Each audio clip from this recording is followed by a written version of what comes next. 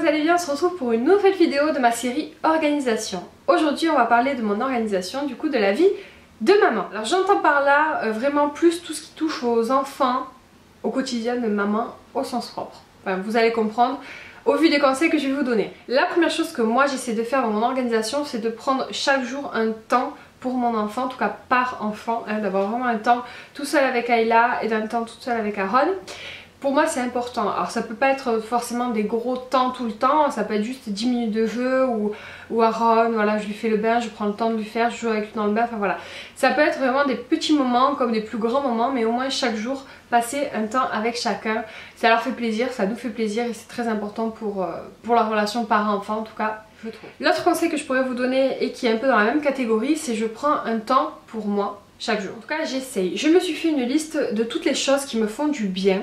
Je vais vous donner des exemples très concrets, regarder une série télé, me faire les ongles, lire un livre, jouer aux jeux vidéo, me faire un bain. Voilà, la liste est longue hein, mais voilà, toutes les choses qui me font du bien. Et du coup chaque jour j'essaie de faire une chose de cette liste là, ou autre chose si j'ai envie de faire autre chose hein, mais bon voilà. Vous aurez compris un peu le principe, c'est vraiment faire un truc pour moi, me faire un bain, me faire un soin du corps, je ne sais quoi. J'essaye tous les jours de me prendre un petit temps, même si c'est vraiment que 10 minutes, c'est très important. On a des journées souvent trop remplies, beaucoup trop remplies, mais c'est très important de ne pas s'oublier soi-même. Notre conseil aussi par rapport à cette organisation en règle générale, et qui est un peu du même style que les deux premiers conseils que je vais vous donner, on va dire que c'est la même catégorie, c'est arriver à prendre du temps pour chaque chose, en gros c'est ça.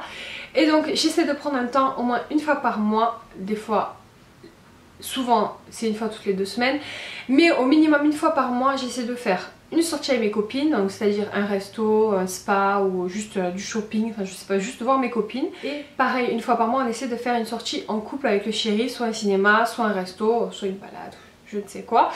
Mais voilà, j'essaye chaque mois de faire ça. Je vous dirai pas que c'est facile et je vous dirai pas que j'arrive à le faire tout le temps, mais j'essaye au maximum et c'est très important d'avoir des temps avec ses amis, de pas rester à la maison à s'occuper des enfants tout le temps et de s'oublier. Il faut aussi penser à son couple, c'est pareil, c'est essentiel dans la vie, c'est essentiel dans le foyer en tout cas pour moi. Un couple qui se désunit, qui ne partage plus rien, ben c'est plus vraiment un couple. Enfin en tout cas je pense. Voilà, ça c'était pour la partie prendre un temps pour chaque chose. Je pense que vous aurez compris. Ensuite je vais vous parler donc dans règle générale comment je fonctionne quand je suis dans la maison. J'essaye de faire plusieurs choses à la fois.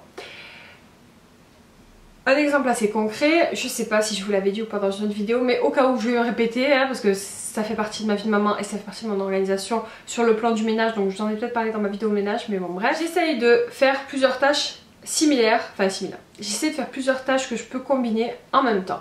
Par exemple, quand je suis en train de faire la cuisine, je vais vider mon lave-vaisselle, ou je vais essuyer la vaisselle, ou je vais nettoyer mes placards, ou je vais faire ma vitre de cuisine, ou je vais nettoyer ma table. Enfin, voilà, je vais essayer de tout ce qui est dans la pièce, on va dire que je peux faire en même temps que je fais la cuisine, je vais le faire.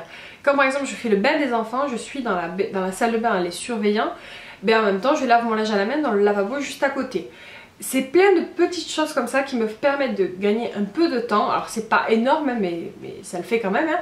Par exemple quand je regarde des vidéos YouTube, parce que je regarde énormément de vidéos YouTube, vous vous en doutez, j'adore ça.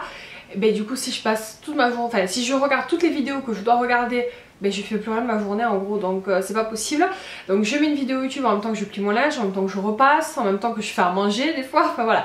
J'essaie vraiment d'allier. Après je vous dis pas de faire 10 000 choses en même temps, hein. Je vais pas regarder YouTube, faire à manger, nettoyer mon placard, faire ma vaisselle, non c'est pas possible. Mais deux choses, franchement c'est facile à combiner, ça vous fait un gros gain de temps. En tout cas si c'est un conseil que vous arrivez à mettre en pratique et que vous n'avez pas pensé avant en tout cas, n'hésitez pas à me le dire en commentaire, ça me fera plaisir d'avoir vos retours et de savoir sur quel point j'ai pu vous aider. Un autre point important par rapport à mon organisation de vie de maman, j'essaie de planifier chaque semaine une sortie ou une activité à faire avec les enfants. On le fait pareil, c'est un truc que je vais pas vous dire que je fais tout le temps, mais j'essaye vraiment au maximum de faire des trucs intéressants.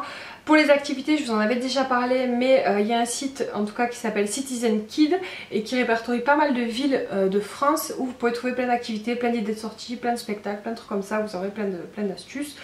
Alors c'est pas un partenariat, c'était voilà, je vous en avais parlé dans une autre vidéo il y a très longtemps où j'avais fait une collaboration justement avec eux. J'étais à la Foire Expo grâce à eux. Mais voilà, là au jour d'aujourd'hui c'est pas du tout, ils m'ont pas relancé pour reparler d'eux, c'est moi qui vous en parle parce que c'est un site que j'utilise et que je trouve super pratique pour les sorties. Après vous regardez sur internet, vous avez plein d'idées d'activités à faire chez vous ou autre, mais en tout cas c'est très important de planifier quelque chose à faire parce que toute la semaine les enfants sont à l'école en règle générale et du coup le week-end c'est le seul moment qu'on peut passer avec eux et rester à la maison à rien faire, ben, c'est pas super passionnant. Après voilà, c'est sûr que financièrement il y a certaines sorties qui coûtent plus ou moins cher, mais des fois sans même beaucoup d'argent on peut faire des choses intéressantes. Enfin, par exemple moi j'ai la mer à côté, la mer c'est gratuit hein, par l'essence pour y aller, c'est pas très loin de chez moi, donc voilà, c'est une sortie plutôt cool à faire avec les enfants. Et du coup voilà, donc c'est intéressant de planifier ça. Moi évidemment je ne m'y prends pas 3 jours à l'avance, en tout cas j'essaye de pas m'y prendre toujours à l'avance. Donc voilà, j'essaye de planifier comme ça 2 semaines à l'avance, voire même plus, parce que des fois il y a des événements qui sont prévus longtemps à l'avance, du coup je les note avant sur le planning, mais bon voilà.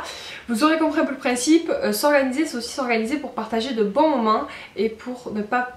Enfin pour passer du temps de qualité avec ses enfants.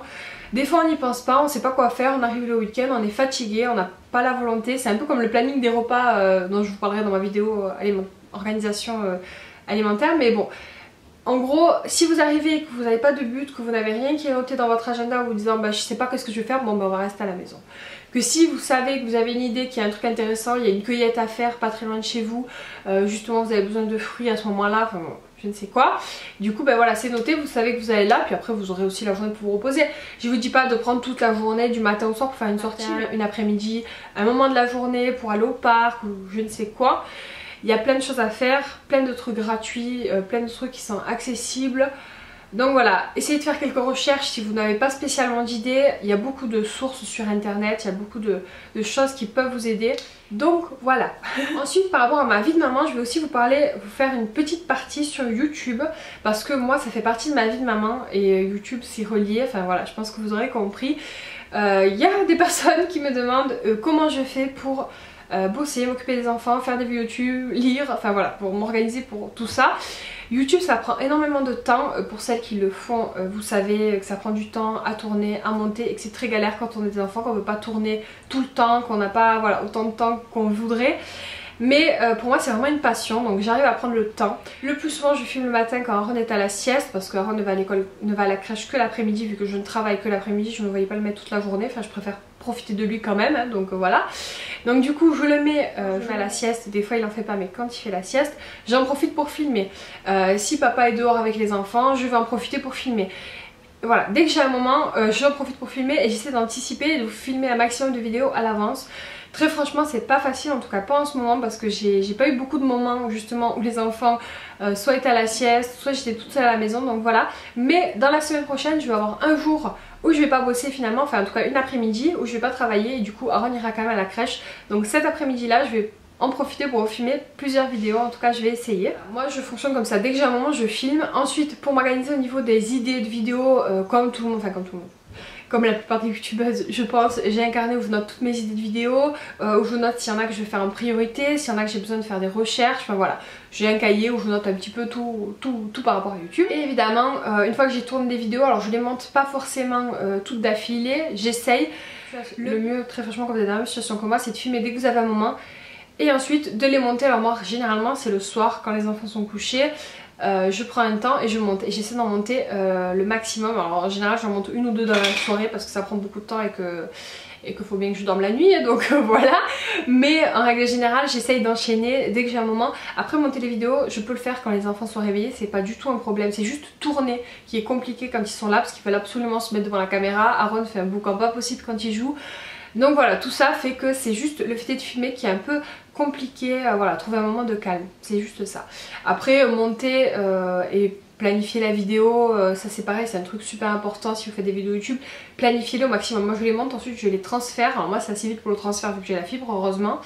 Et du coup je transfère, je prépare les textes, je prépare les miniatures et puis je les planifie. Voilà, si je peux, ça m'est arrivé de planifier toutes mes vidéos pour un mois à l'avance, l'été dernier je crois quand j'étais partie en vacances. Mais du coup voilà, planifier au maximum, c'est quand même la règle de base dans tout, hein, faut dire ce qu'il y est. Et YouTube encore plus qu'autre chose parce que vous avez la possibilité grâce à la technologie de YouTube d'envoyer vos vidéos, de les préparer et de rien faire et que ça se mette automatiquement le jour où vous en avez besoin. Donc ça c'est vraiment génial. Alors c'est plus on va dire les règles de base que moi j'essaye d'appliquer plutôt que des conseils à proprement parler.